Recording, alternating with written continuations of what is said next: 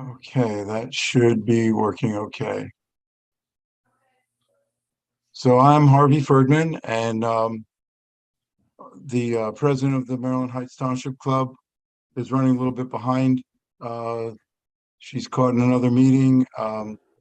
Cindy Jackson should be joining us in a little while. In the meantime, to get started, if we have any elected officials online, and I see a few, if you could take a moment and introduce yourselves. Good evening, everyone. Nicole Greer, council member from the city of Creve Coeur. And I also received a message from our lovely state representative, LaDonna Applebaum. She sends her regards. She is still currently on the House floor. So we all probably should pray for her. Indeed, indeed. Others? I see lots of people who stepped up and ran for office. Welcome aboard. I see Kelly. You'll be on shortly. Thank you. Our county council representative. Okay, if we have no other volunteers to introduce themselves, we'll get the meeting started. Of course, with the Pledge of Allegiance. And once again, as soon as I can find it, I have a new computer and it likes to open a lot of screens. So if you're joining me, I pledge allegiance to the flag of the United States of America and to the republic for which it stands, one nation, under God, indivisible, with liberty and justice for all. And that is a picture of the flag on the moon, 1971. I understand we're going to be going back there soon. There's a couple of announcements. I'd like to start with an interesting one for the folks who live in Chesterfield. And let me share my screen here. There's a very interesting yet, of course, confusing issue on the ballot. I guess everyone knows Tuesday, April 4th is a voting day. Give me a moment here again. Bear with me as I get accustomed to my new computer. Here we go. So City of Chesterfield, interestingly enough, is one of the few left that actually have to vote to collect a sales tax from internet sales. I spoke to city folks, City of Chesterfield folks about this. A lot of you will be receiving a mailer that explains what this is, but bottom line is it goes back to the Sears and Roebuck catalog sales days when they were exempt from sales tax and they became eligible for sales tax, but because of the date that Chesterfield was incorporated and all this stuff, we actually have to vote to say, yes, whatever our local sales tax is the sales tax no matter where the sale initiates. So that's really what they're trying to say here. For those of you who are familiar with Americans for Prosperity and my good friend Grover Norquist, over the weekend, it appears that they are starting a campaign against this tax because they are against all taxes. And as the city of Chesterfield has explained to me, this is not a new tax. This is basically something that if Chesterfield were incorporated earlier, it would have been an automatic thing. And I don't fully understand all the ins and outs of that, but it's not really a Hancock Amendment kind of tax for some reason. But in any case, it levels in layman's terms, it levels the playing field for our local businesses, and we all like to support our local businesses. So I'm voting in favor of it. I don't know what you guys want to do. So that's one thing I wanted to mention. And Kelly, you're welcome to comment on any of these and certainly agree or disagree with me. I can take it. The other is there's a school district vote coming up, and that is coming up shortly with again on April 4th. There are some NEA endorsed candidates. hopefully you can all see my screen here. They were kind of funny, but there they are. So those are NEA endorsed candidates for Parkway and Rockwood school districts. There's a lot of candidates on the ballot, so might want to look at your sample ballot if you got one, and mark down whatever folks you're interested in. But these are the folks supported by the NEA, good group. And then one more. It's again getting through my infinite number of screens here for whatever reason that are open. Well, I'll just talk about this one. Monarch Fire District is also having a board member elected. And as you know, I've been involved with the burning landfill issue, which is Pattonville Fire District. But through that, I've gained a lot of contacts with a lot of those folks in the fire world. And it appears that Grace Harvey, an easy name to remember, Harvey, that's the last name. It appears that Grace Harvey is the preferred candidate of the firefighters. So I'll just throw that out there and let you guys do your own research in case someone's looking for information on that. But I have from good sources that that she's going to be a good board member. With that, are there any other announcements?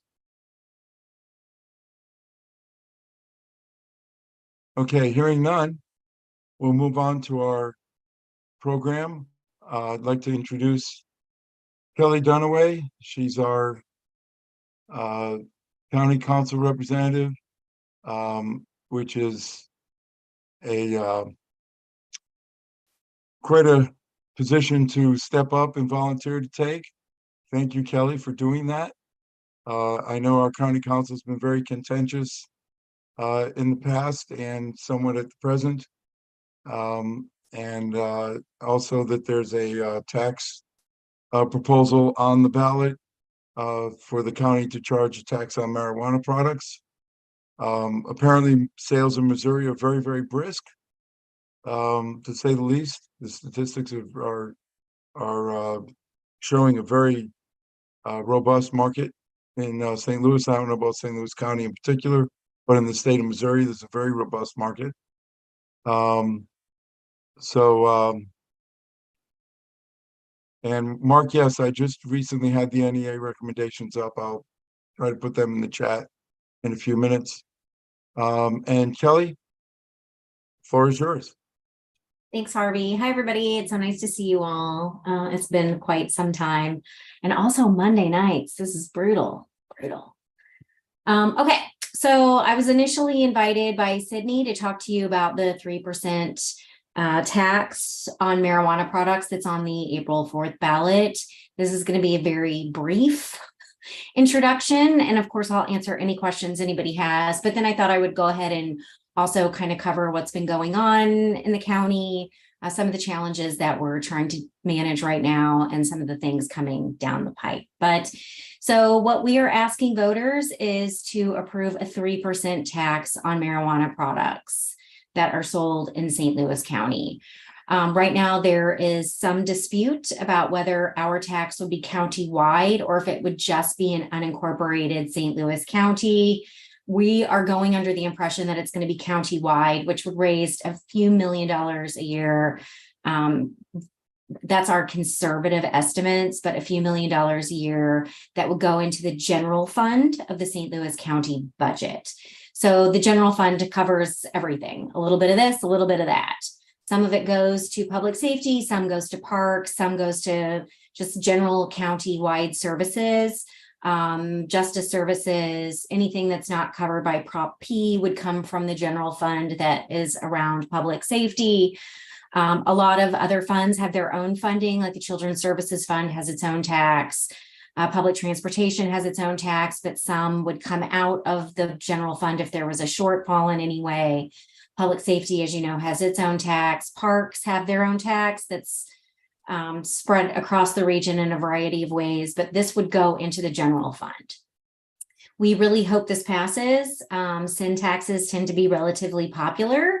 We really need the money, frankly. And so that's my pitch. As desperate as it may sound, please vote yes for marijuana tax. Does anybody have any questions? Yeah, I see some hands up. I see Judith.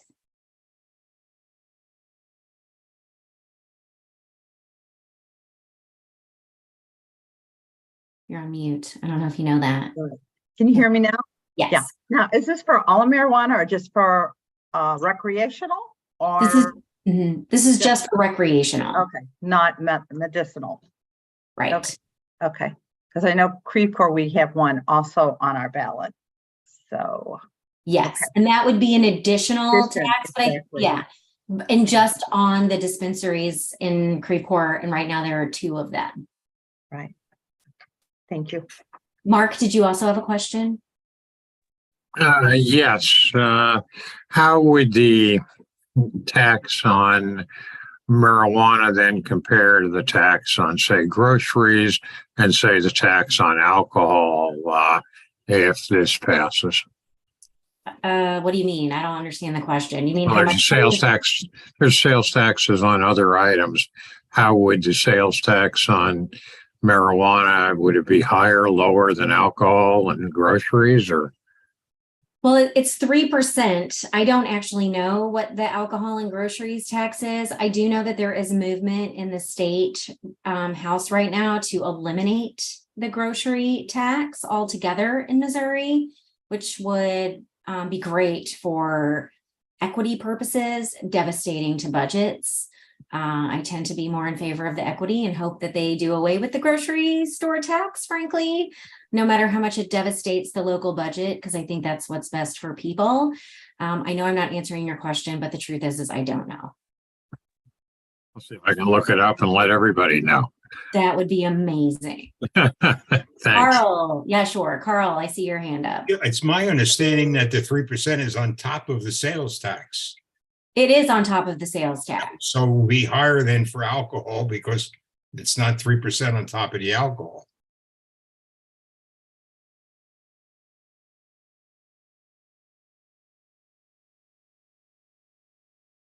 Any other questions, comments about marijuana tax? Okay, so there are some zoning issues that have come up related to marijuana that I thought maybe I could talk a little bit about. I don't think these will surprise anybody, but they're looking at the various permitting requirements for people to open a dispensary. They're looking to differentiate between the different marijuana facility types.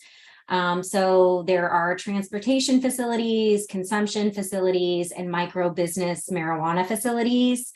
Consumption facilities would be public places where people can go and use marijuana, like a cafe that sells brownies or that type of a place. And so they're revising the permits to account for these different types of facilities.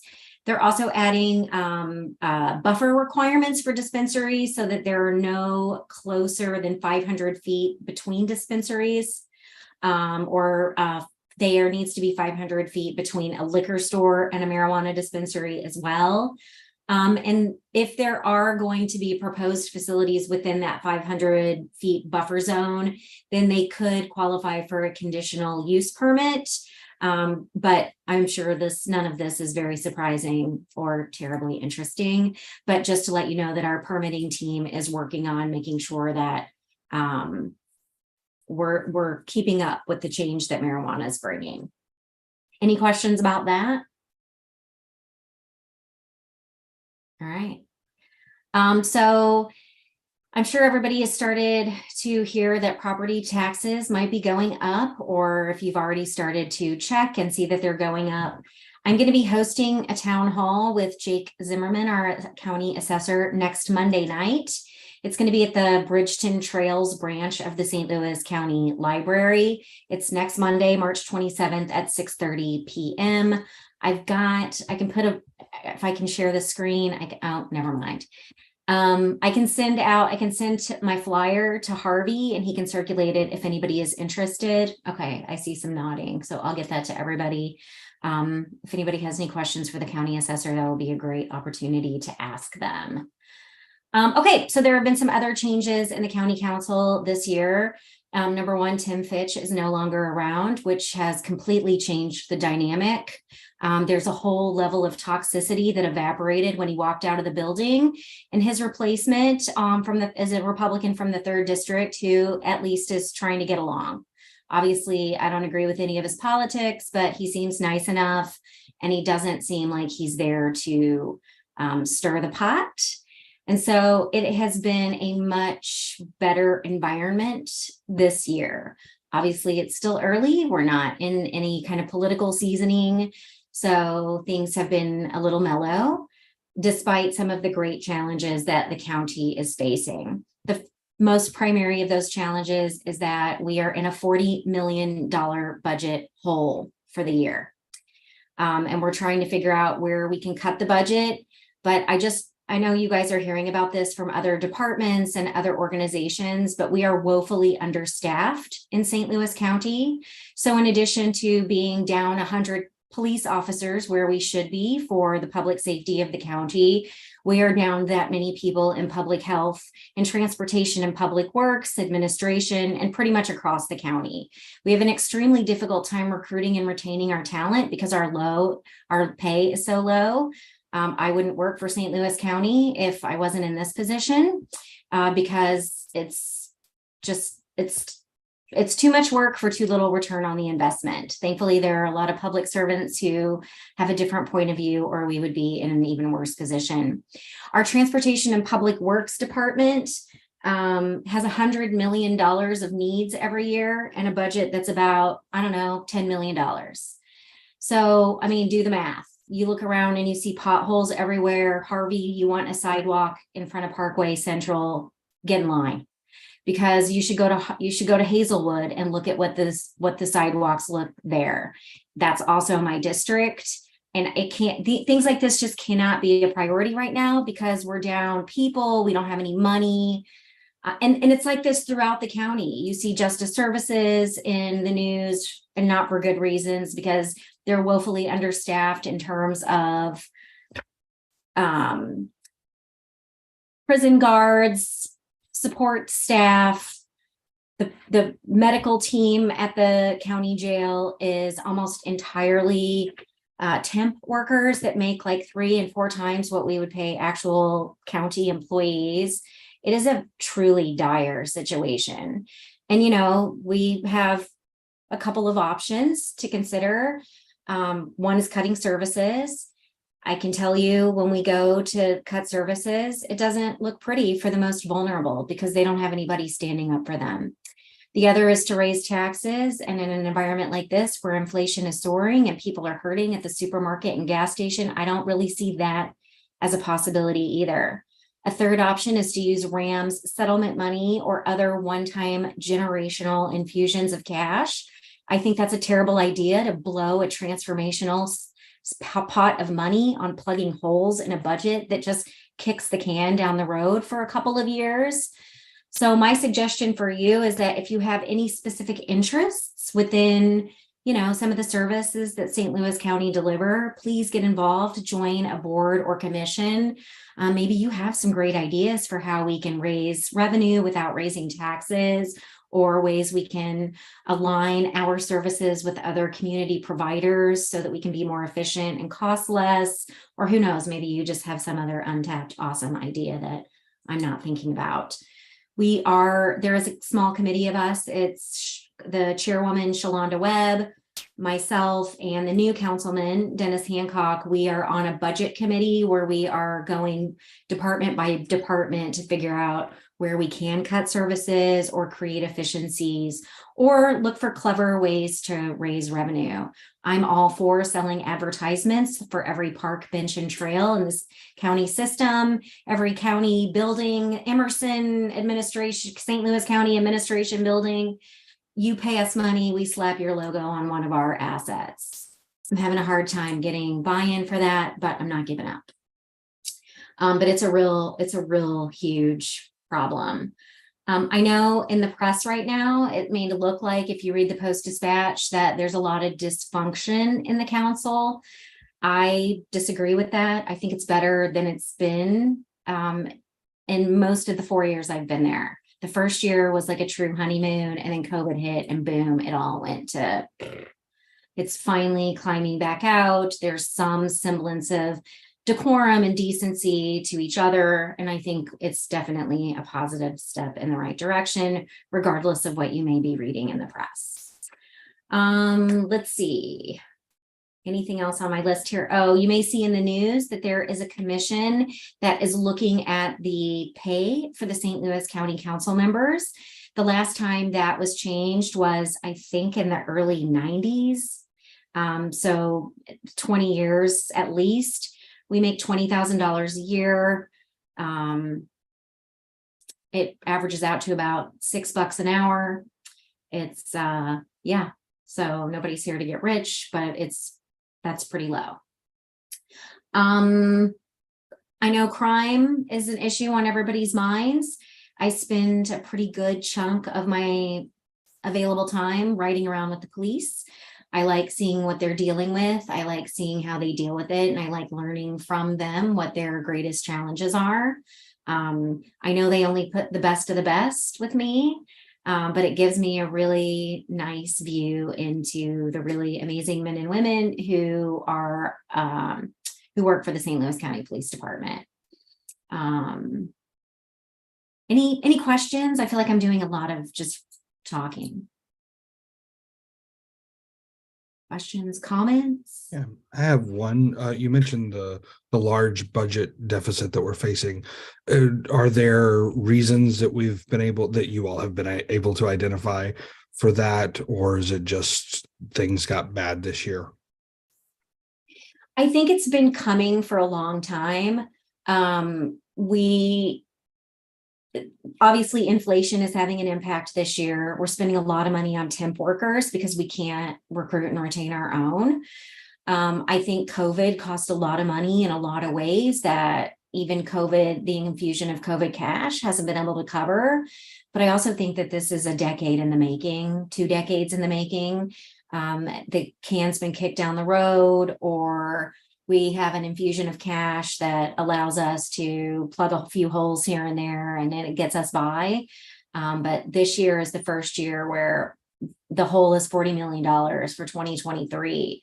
And I don't know what else to say about it. It's a mess.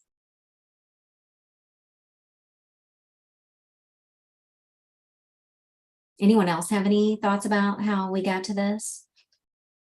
Some of you have been around county politics longer than I have. Judith? Can you hear me? Yes. What was our budget last year? Oh, I should know that off the top of my head. It was around $900 million. Okay. I should. We're not cutting 10%. We're cutting less than 10%. We're not cutting anything. Well, we have a $40 million hole, right? Mhm. Okay. That's cutting. We have to cut it out. I mean, yeah, I think, yeah, that's some Yeah. really, really tough calls are going to have to be made later this year.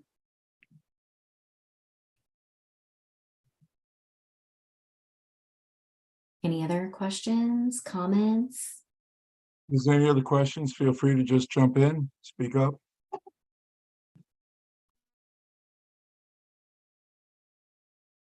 Well, Kelly, hearing no questions, thank you very much. When is the next possible time that you would run for re-election? My seat is up for re-election in 2024. 2024, okay. Kelly, I've got one question. What is the projected revenue for this year? It's not 90 million was last year's budget. What's the projected revenue for this year? It must be like 860 million. So it's also lower than last year, right? I'm totally guessing, Dale, or David, I'm sorry. I should have had that, and I'm sorry I don't. I'm embarrassed, and so will my assistant be. Okay, There are a couple of things in the chat. Your glasses. One of them is the proposition asks, shall St. Louis County impose an additional sales tax of 3%? The question is in addition to what? In addition to the state sales tax of 6% that is already on marijuana. So that raises it to a total of 9. And then my understanding is municipalities can also levy a tax in addition to that. Correct. It would have to go onto the ballot, and it is on the ballot this time. And Creve Coeur and Olivet are the only two municipalities in the second district that has it on the ballot, but a number of municipalities in St. Louis County are asking for a marijuana tax as well. If I remember correctly, there was a maximum tax that could be imposed that was part of the original proposition that passed. But I don't remember what that number was, or if it was just limiting the state to a maximum tax. Does anyone know? Does anyone remember that? Nicole, do you have a question? I did Okay. not. I was just gonna mention that, yes, Creve Coeur also has Prop M on the ballot. So, you know, we want to make sure that there's no confusion. There is one for the county and one for Creve Coeur, and they will be stacked. So, you know, with the state tax, local municipality tax, and the county tax, you're probably looking at 12%. In Creve Coeur, total. Yes, in Creve Coeur. I'm sorry, if you're a Creve Coeur resident. Well, if you purchase your stuff in Creve Coeur.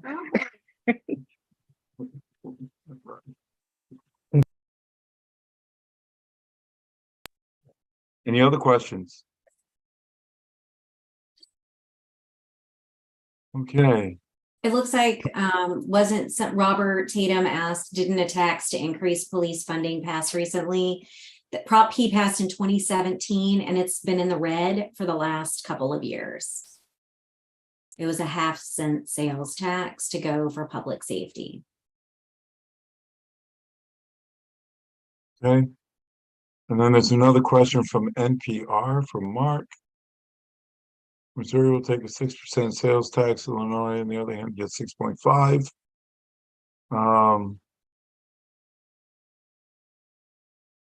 Okay, so yeah, Missouri also allows municipalities to levy up to an additional 3%. So that's Harvey, my understanding is that Illinois actually taxes people from out of state when you show your ID, and their tax for out of state purchases is 33%. oh wow. Yeah. No wonder people are not going over the river now that they can buy it here. Wow. I've heard the police actually look at license plates and they'll pull you over if they find that you're going back over the bridge with marijuana. Oh, really? Yeah, so there are a couple of reasons not to go over there. Is it illegal to bring marijuana into the state from out of state? Yes, that's why. So with Missouri, our entire marijuana industry is state born, right? So all of the manufacturing and product development has to happen in Missouri. The feds still will shut down operations that are carrying across state borders. Oh, well, I knew everything had to be grown and processed here, but I didn't realize that they were stopping people coming in from Illinois. Fascinating. Well, thanks for that information. Yeah, I think it's just some small municipal police in Illinois that are doing that. They're harassing people, but technically it's still illegal. Yeah. Okay. Any other comments from anybody? Okay. I saw somebody up here, Carl. Hang on. No, Carl, you responded to it. Somebody, John Whittier, is going to vote no because sales tax are regressive. Why are you wrong? I love Carl's answer. Yeah, it's a sales tax and it's regressive, but it's on marijuana. Like, people that are buying booze and marijuana, let's get them to pay some taxes because we're really in the red here. And a lot of really important county services are going to get thrown in the recycling bin if we can't figure out how to fund this stuff. And I know everybody likes to talk about government fraud and waste, but I can tell you that if we have to cut $40 million out of the budget, the people that are going to get hurt by that are the people who already don't have anything. They're going to lose the health services that they rely on in St. Louis County. The roads are going to get worse. It's not a lot of money, but that 3% sales tax could be really helpful for keeping food on people's tables and healthcare in North County. I think people given the choice of taxing marijuana, alcohol, and other optional things versus increasing tax on necessities like food would, would see the difference. There is a difference. Is there any projected revenue from the marijuana tax? Do you have any idea how much it'll generate? Yeah, so our budget director is anticipating it's only going to bring in a few $1 million a year. Okay. Is there any organized opposition against it? I think just the Norquist crowd. Yeah, Your they're friend. against anything. My friend, Grover. Grover, let's have them sign an agreement that says they're not going to be able to govern before they even get elected. That's Grover Norquist. Okay, my buddy. Gives the name Grover a terrible name. Really? Sesame Absolutely. Street's way better. Absolutely. Totally.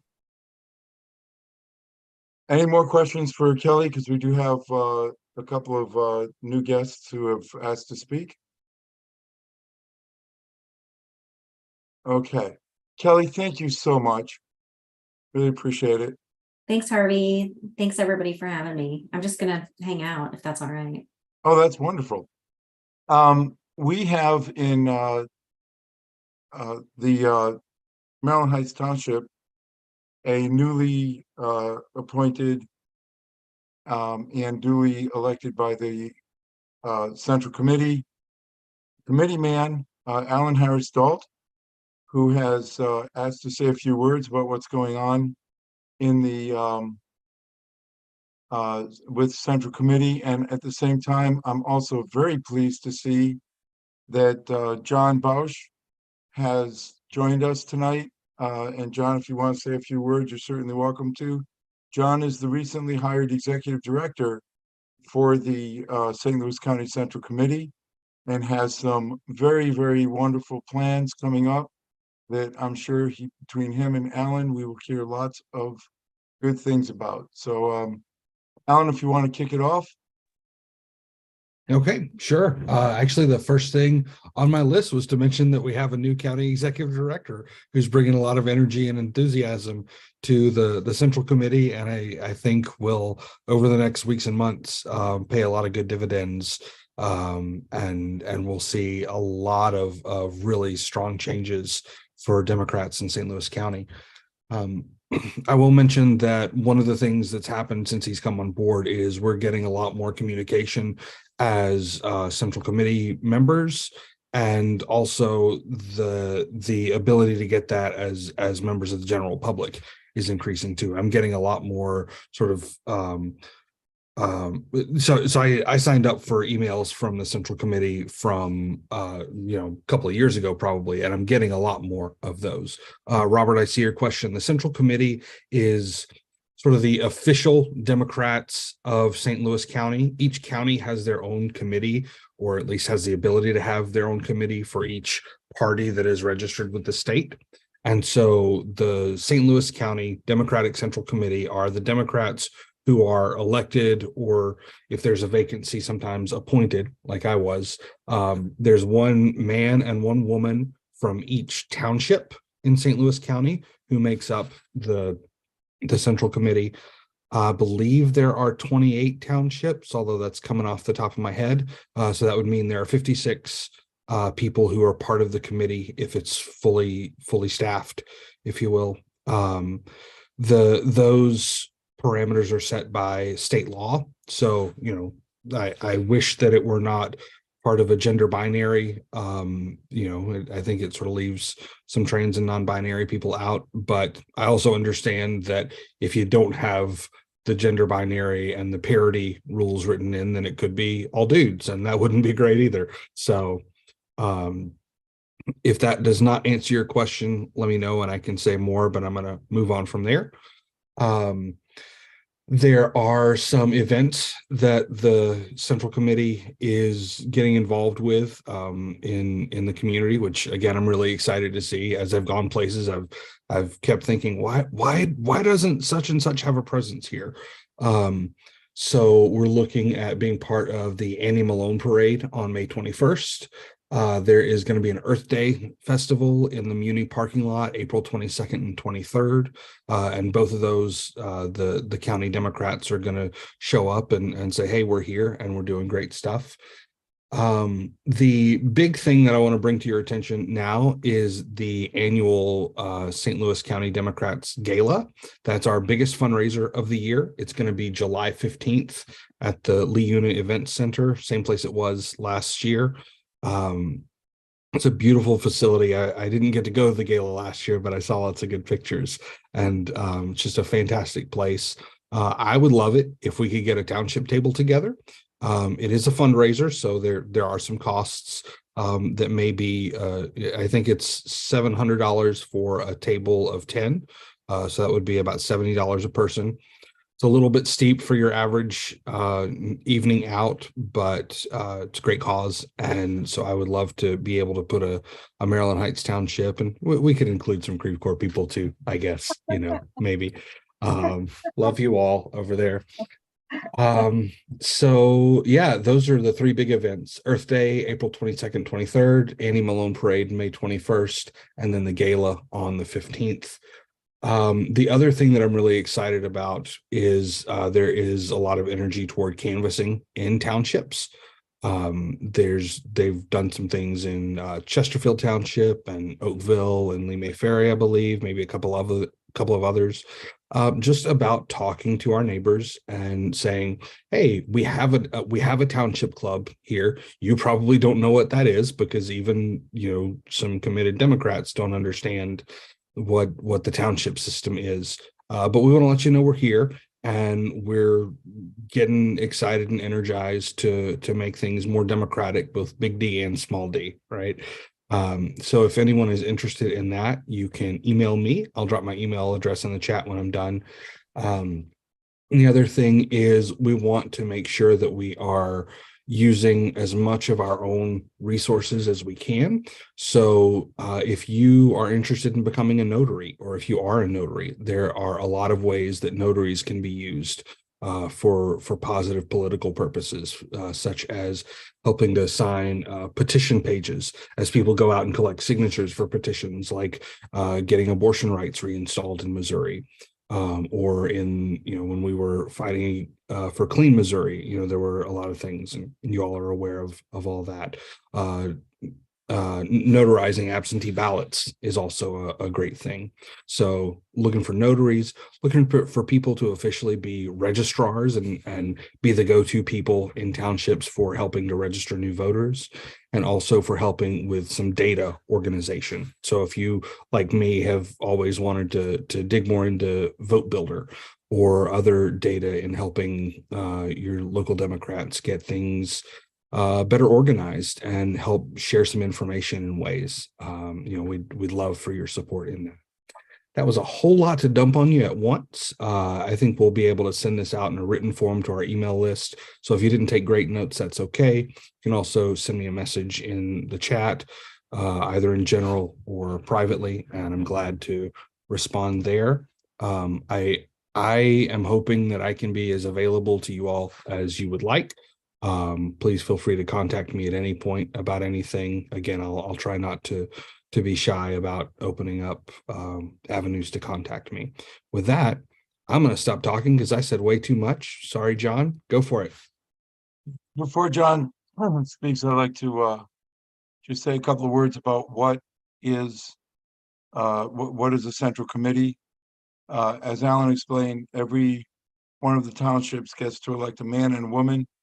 It's actually done on the ballot every year. And the one of the legal functions of a central committee is if someone were to die in office or for some reason not be able to complete their term, you've probably seen special elections be run without a primary.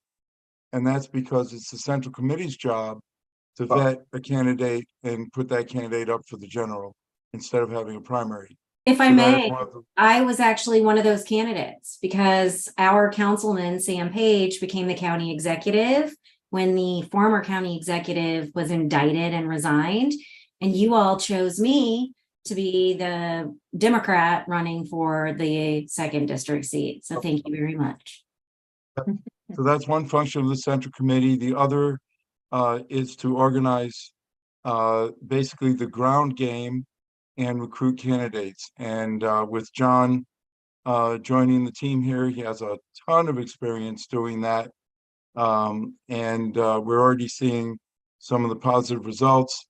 There's nothing like having someone who has full-time responsibility and accountability rather than a group of volunteers. So although I love volunteers and many of them do a great job, I think you're going to see the central committee really shine in the near future. So John, if you're still on, I know you didn't expect to speak, but I'd love to have you say a few words. Hey, everybody, how you doing? Yeah, so my name is John Bosch. I am from St. Louis, born and raised here. And I've been involved in politics really all my life, professionally the last 20 years or so.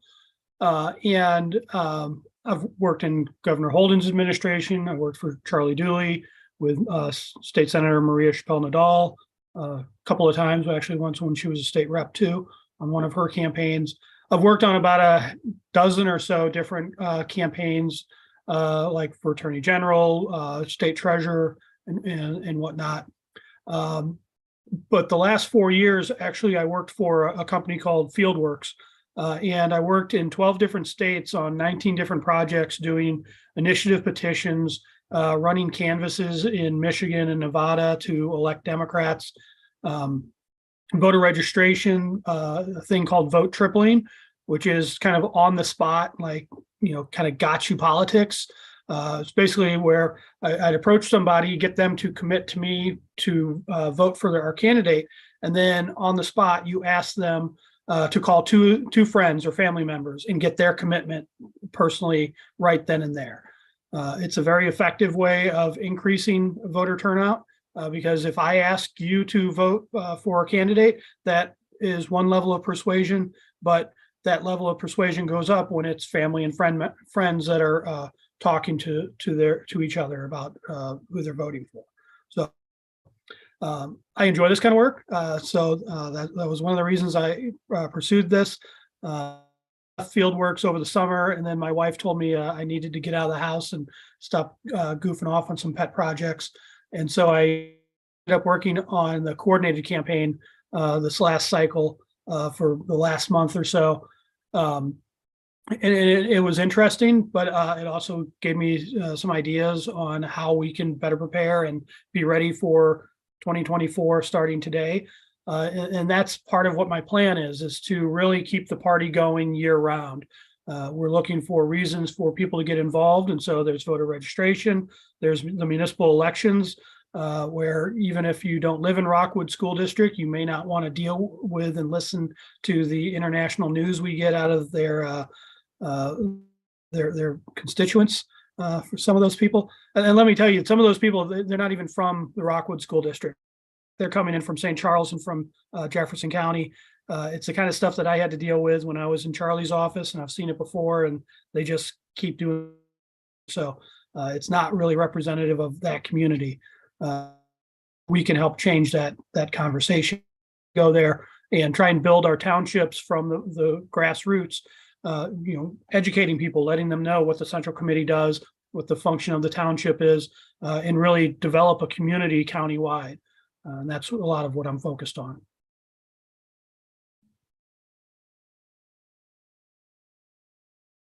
Oops. Thank you. Any questions for John? Okay, thank you very much, John. Thank you, Alan. We're actually running a little bit early, so what I would like to propose